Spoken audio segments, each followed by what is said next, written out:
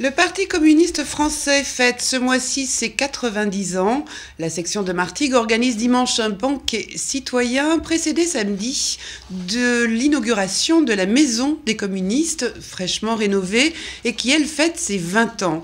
Anniversaire dont est venu nous entretenir le secrétaire de section du PCF à Martigues, Gérard Frot. Bonjour. Bonjour. Alors, 90 ans, un certain âge, hein, c'est le plus vieux parti politique français ? C'est le plus vieux parti politique français qui est né en décembre 1920. 90 ans, c'est un anniversaire enthousiaste puisqu'on a annoncé tellement de fois la mort du Parti communiste français alors qu'il se porte si bien dans ce pays. Et que serait le mouvement révolutionnaire français sans l'apport du Parti communiste? Que serait le mouvement pacifiste, le mouvement progressiste, le mouvement antilibéral, comme on dit aujourd'hui, et qu'aurait été 36, qu'aurait été la résistance, le programme national de la résistance, qu'aurait été 68, et toutes les grandes luttes qui ont été menées donc là, dans ce pays, oui, sans le Parti communiste français. Donc là, on est sur l'histoire, avec ce que vous nous dites, et c'est bien normal pour un 90e anniversaire. Mais après l'échec de l'Union soviétique et la chute du mur de Berlin, les nations se revendiquant du communisme aujourd'hui sont Cuba, l'Albanie, la Chine et la Corée du Nord. Alors que reste-t-il de l'idéal communiste que vous venez de rappeler, ou en tout cas dans l'histoire? Qu'en reste-t-il aujourd'hui pour un militant français? Je crois que la notion de modèle, le Parti communiste français, ça n'est clairement séparé, après avoir analysé tout ce qui s'est passé dans l'histoire. On s'est dit, vous citez des pays, mais aujourd'hui, Evo Morales, par exemple, s'inspire du socialisme dans son pays. On voit, par exemple, que, à l'inverse de ce qui se passe en France, l'âge de départ légal de la retraite vient d'être abaissé à 58 ans. Cuba s'ouvre au monde. Cuba, vous savez, c'est un pays, c'était le bordel des États-Unis, Cuba, avant 1959. Et depuis, les États-Unis font un embargo sur Cuba qui est pénalisant pour ce tout petit pays qui se trouve en face de la Floride. Moi, je crois que le communisme est porteur d'espoir. Il y a une autre lecture aussi, c'est le marxisme. Mais le marxisme aujourd'hui n'a jamais été autant étudié, n'a jamais été autant lu. Et je crois que face à l'arrêt que connaît le capitalisme aujourd'hui, des ressources nouvelles doivent naître de l'histoire du Parti communiste, de l'histoire du communisme mondial et du marxisme. Alors Martigues, Port-de-Bouc, Port-Saint-Louis-du-Rhône, des territoires proches, hein, où votre parti est très largement implanté. Aux élections locales, généralement, on vote les hommes, on le sait depuis très longtemps, mais c'est devenu nationalement de plus en plus dur. Mais depuis la création du Front de gauche, les résultats sont meilleurs. Alors, ce Front de gauche rassemble le Parti communiste, celui de Jean-Luc Mélenchon, d'autres formations et associations de gauche. Est-ce que c'est l'idée de fédérer un grand rassemblement de la gauche radicale ?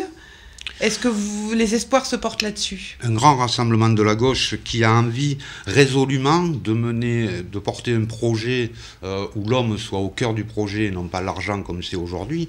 Le Front de gauche, il a une vocation majoritaire. Le Front de gauche, nous souhaitons très fortement, nous en avons été à l'initiative, nous souhaitons l'élargir le plus fortement possible. Mais est-ce que c'est aussi le signe que le PC tout seul commençait à avoir du mal?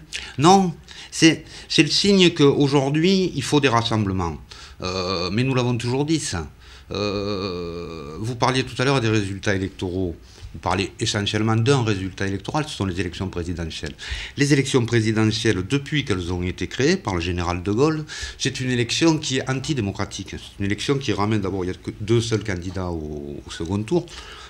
Et donc, ce qui fait qu'au premier tour se joue de plus en plus fortement la question du vote utile. Je vous rappelle qu'avant les élections de 2007, où effectivement nous avons fait notre plus bas score historiquement, il y a eu les élections de 2002, où au second tour, il y avait Jean-Marie Le Pen. Donc le vote utile avait joué très fortement. Mais ce n'est pas une question de calcul électoral, le Front de gauche. Le Front de gauche, c'est parce que nous voulons créer un projet partagé qui soit porté par des millions de gens, qui soit porté par le maximum d'organisations, parce qu'aujourd'hui, on dit ça suffit.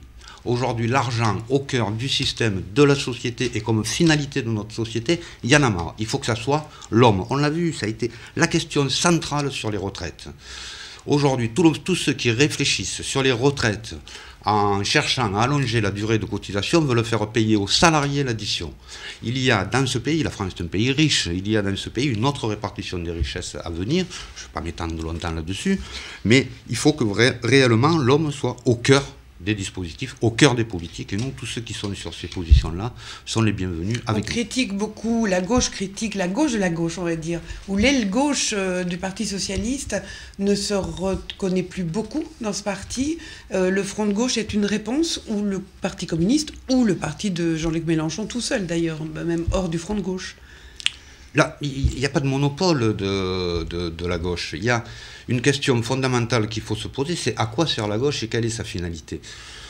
Moi, je pense que 2012, il ne s'agit pas en 2012 de faire une autre Sarkozydée et puis de mettre en place des politiques qui sont celles du président du FMI. Ce qu'il s'agit pour 2012, c'est de construire, je le disais tout à l'heure, un projet, et tous ceux qui auront envie de transformer la société sur la base d'un projet qu'on va construire, qui doit tourner réellement autour de l'homme et autour d'une question économique majeure, qui est de dire il faut aujourd'hui taxer les entreprises, il faut aujourd'hui prendre l'argent où il est pour servir les politiques sociales dans ce pays, sont, à mon avis, le cœur de la gauche. Moi, il n'y a pas de monopole du Parti socialiste à gauche, y compris dans le Parti socialiste. Je ne sais pas comment ils se positionnent les uns et les autres tous par rapport à la notion de gauche.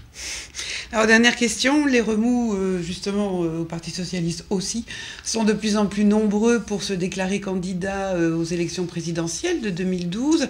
Est-ce qu'au Front de gauche, entre le parti de Jean-Luc Mélenchon, si médiatique, et le Parti communiste, on va arriver à s'entendre sur un candidat unique?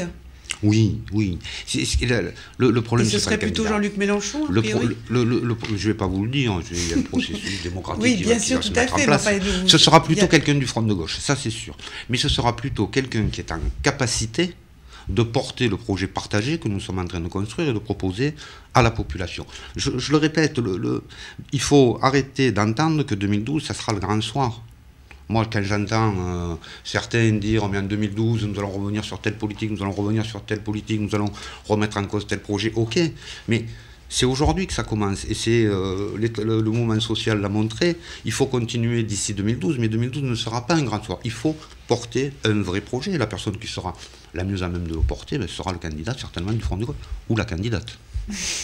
Merci Gérard Fraud. Merci à vous. Et d'anniversaire, il sera aussi question dans un des sujets d'actualité sélectionnés par l'AFP, c'est celui de Jean-Luc Godard. Tout de suite, les dépêches de l'Agence France.